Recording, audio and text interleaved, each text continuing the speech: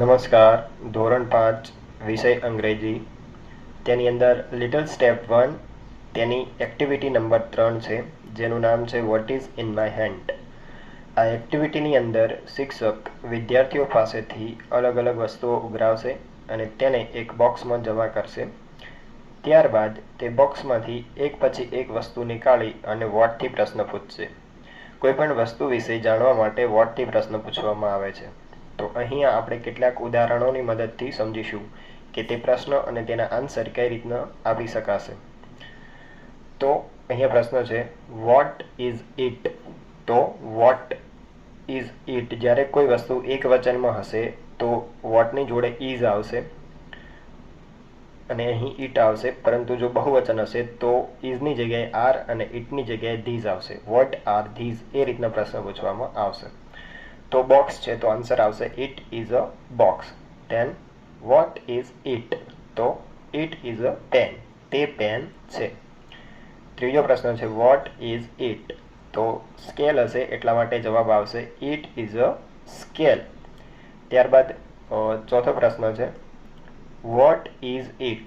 તો એક ચોપડી હશે એટલા માટે જવાબ આવશે ઇટ ઇઝ અ બુક. તે પુસ્તક છે. તે પછી પાંચમો પ્રશ્ન છે વોટ ઇઝ ઇટ. તો બારી હશે, જેની બારીનું ચિત્ર હશે અથવા તો બારી હશે એટલા માટે જવાબ આવશે ઇટ ઇઝ અ વિન્ડો. તે બારી છે. ત્યારબાદ છે છઠ્ઠો પ્રશ્ન વોટ ઇઝ ઇટ. તો પેન્સિલ હશે તો જવાબ આવશે ઇટ ઇઝ અ પેન્સિલ. તે પેન્સિલ છે. સાતમો પ્રશ્ન છે વોટ ઇઝ ઇટ. તો ખુરશી દેખાડવામાં આવી હશે અથવા તો ખુરશીનું ચિત્ર હશે તો આન્સર આવશે ઇટ ઇઝ અ ચેર. તે ખુરશી છે. તે પછી આઠમો પ્રશ્ન છે વોટ ઇઝ ઇટ.